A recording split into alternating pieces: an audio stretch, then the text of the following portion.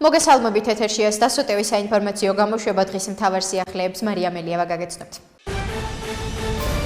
მინდა მადლობა გადავუხადო საქართველოს პრეზიდენტ მიხეილ ყაველაშვილს შეწყალების აქტის გამოცემის გამო 613 პატიმარი იქნა შეწყალებული საქართველოს პრეზიდენტის აქტით. ამის შესახებ საქართველოს პრემიერ-მინისტრმა ირაკლი კობახიძემ მთავრობის ხდომაზე განაცხადა. მთავრობის მეთაურმა მადლობა ასევე გადაუხადა იუსტიციის მინისტრ ანდრი ოხანაშვილს, შინაგან საქმეთა მინისტრ ვახტანგ გომელაურს და სამთავრობო უწყებებს.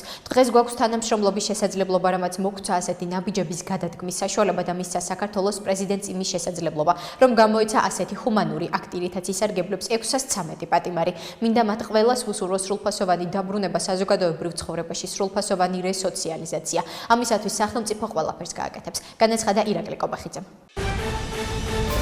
ჩვენი მოლოდინია, რომ ამერიკის შეერთებული შტატების საგარეო პოლიტიკაში საღიაზრი და ერთმანეთის ინტერესების გათვალისწინება დაბრუნდება. იმედი გვაქვს დაფასდება საქართველოს ძალისხმევა და თავგანწირვა მათ შორის ამ მნიშვნელოვან რეგიონში აშშ-ის ინტერესებისათვის.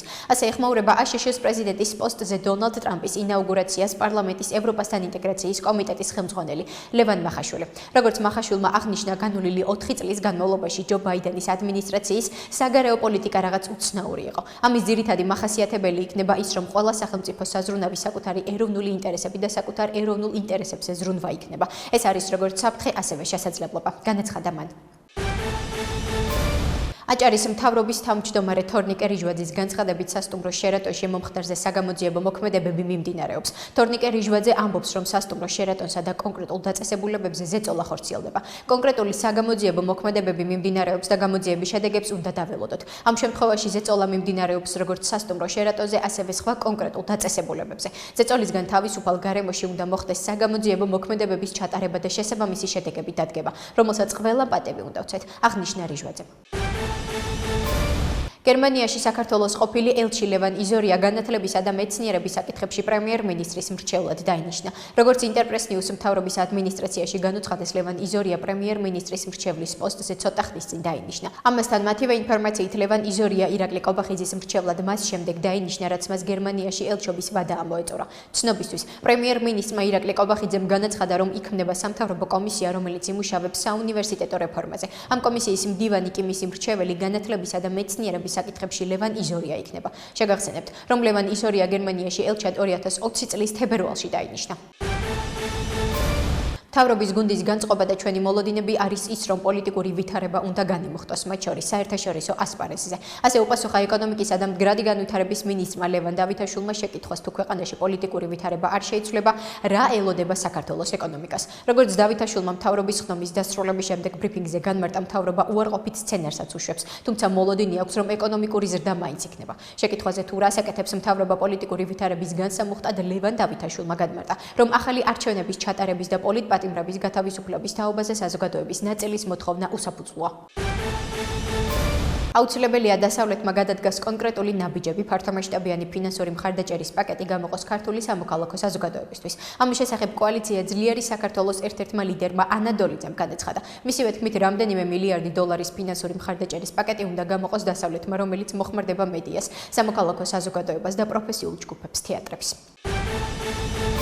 დაუდგენელი პირების მიერ აქციის მონაწილეების გატაცება უცხოური სანომრე ნიშნების მქონე ავტომობილებში ივანიშვილის რეჟიმის რეპრესიების ახალი ვერსია.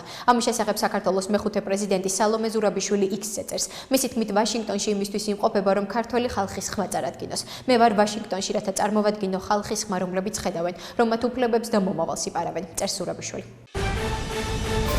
ტრამპს ვუთხარი, რომ საქართველოს დღეს მხარდაჭერა სჭირდება. დარწმუნებული ვარ, რომ ტრამპი საქართველოს ძლიერი მოკავშირე იქნება. ამის შესახებ საქართველოს მეხუთე პრეზიდენტმა სალომე ზურაბიშვილმა ამერიკულ ტელეარხ Fox News-თან ინტერვიუში განაცხადა. ჟურნალისტის შეკითხვაზე, რა უნდა გაიგონ ამერიკელებმა, რომლებმაც შეიძლება ბოლომდე არ იციან საკითხი იმ საქართველოს მთავრობის რისკზე, რომელიც რუსეთის, ირანისა და ჩინეთის მოკავშირეა.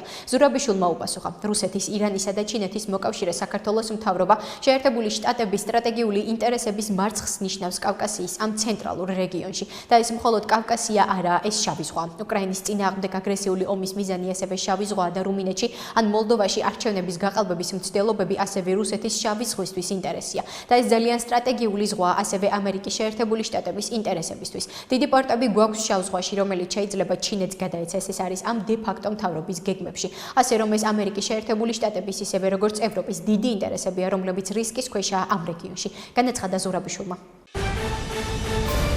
გარემოს ეროვნული სააგენტოს ცნობით 21 იანვრიდან მიმდინარე კვირის ბოლომდე საქართველოში უმეტესად უნალექვა მინდია მოსალოდნელი. სინოპტიკოსების პროგნოზით თბილისში უნალექვა მინდია მოსალოდნელი, სადაც აერის ტემპერატურა დღისით +8 +10 გრადუსი დაფიქსირდება. ღამის საათებში კი 0 -2 გრადუსამდე დაეცემა. სანაპირო რაიონებში უმეტესად უნალექვა მინდია მოსალოდნელი. აერის ტემპერატურა დღისით +13 +15 გრადუსამდე მოიმატებს. დასავლეთ საქართველოს დაბლობ რაიონებში უმეტესად უნალექვა მინდია მოსალოდნელი. აერის ტემპერატურა დღისით 14-16 გრადუსამდე მოიმატებს. ღამით კი ზოგან 0-2 გრადუსამდე დაეცემა.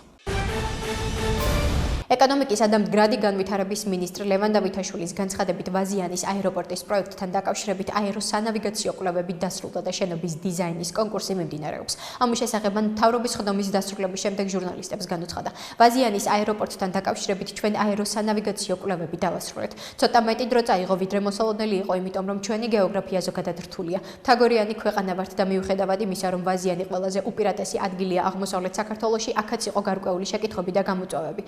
შესაბამისად დეტალური კვლევები იყო ჩასატარებელი, რომელიც ავსტრიულმა კომპანიამ გააკეთა. ეს ანალიზი უკვე გავიარეთ სამინისტროში და შესაბამისად უკვე ვიცით, როგორი იქნება აეროპორტის კონფიგურაცია. შემდეგი ეტაპია უკვე დეტალური დიზაინის კონკურსი, რომელიც ასევე მიმდინარეობს. განაცხადა დავითაშვილმა. მინისტრმა ანაკლიის სპორტის პროექტზეც ისაუბრა და აღნიშნა, რომ სამშენებლო სამუშაოები გრაფიკის მიხედვით მიდის. მიზით მით სამშენებლო სამუშაოების პარალელურად მიმდინარეობს ინვესტორების შერჩევა მაქსიმალური პასუხისმგებლობით. ახლა კი გაგაცნობთ უცხოეთის სიახლეებს.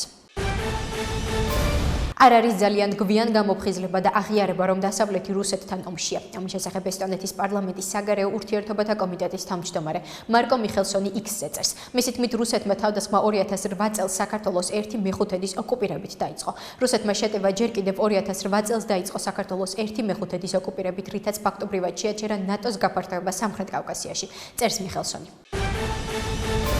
თათრეთის რესპუბლიკის ქალაქ ყაზანში უკრაინული უპილოტო საფრენი აპარატებით შეტევა განხორციელდა, მიმდინარეობს შედეგების აღმოფხვრა. ინფორმაციას რუსული მედია ავრცელებს. მათივე ინფორმაციით მოწინააღმდეგის სამიზნე სამრეწველო საწარმოები იყო, თუმცა ყველა დრონი განეიტრალდა და მსხვერპლი და დაზიანება არ ყოფილა. ამასთან, როსავიაციის წარმომადგენლის არტემ კორენიაკოს ინფორმაციით ყაზანის აეროპორტში ფრენების უსაფრთხოების უზრუნველსაყოფად თვითმფრინავების მიღებასა და გაგზავნაზე შეზღუდვები დაწესდა. ცნობისთვის, რუსეთის თავდაცვის სამინისტროს ცნობით გასული ღამის განმავლობაში რუსეთის საჰაერო თავდაცვის სისტემებმა ქვეყნის რეგიონებში 31 უკრაინული დრონი ჩამოაგდეს.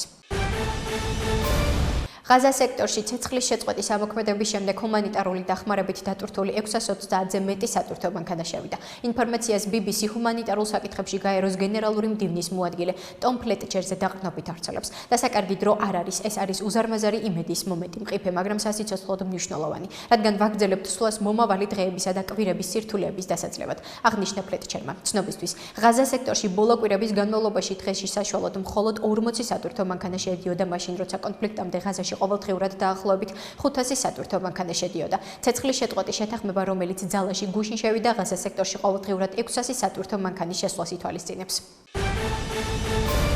უკრაინის შეიარაღებული ძალების მთავარსარდალ ალექსანდრე სირსკის განცხადებით თავდაცვაში ყოფნით ომის მოგება შეუძლებელია, ამიტომ უკრაინამ უნდა განახორციელოს ის, რაშიც უპირატესობა აქვს. ინფორმაციას უკრაინული მედია ავრცელებს. რა თქმა უნდა, თავდაცვაში ყოფნით ომის მოგება შეუძლებელია. რამდენადაც თავს დაიცავ, იმდენად უკან დაიხევ. ჩვენ კი იძულებულნი ვართ შევინარჩუნოთ თავდაცვა და შევინარჩუნოთ ჩვენი ძალები პრაქტიკულად ფრონტის მთელ ხაზზე, აღნიშნა სირსკიმ უკრაინულ მედიასთან ინტერვიუში. შეკითხვაზე, როგორ უნდა მოიქცეს უკრაინა ასეთ შემთხვევაში, თუ რუსეთის ფედერაციას აქვს უპირატესობა, უკრაინის შეიარაღებული ძალების მთავარსარდალმა უპასუხა, რომ უკრაინამ უნდა განახორციელოს ის, რაშიც უპირატესობა აქვს. მისივე თქმით, უკრაინას აქვს შესაძლებლობა შექმნას საკუთარი საჰაერო თავდაცვის სისტემა. გვაქვს ამის უნარი და შესაძლებლობა, იმედი მაქვს, მახასიათებლებით პატრიოტზე ნაკლები არ იქნება, აღნიშნა სირსკი.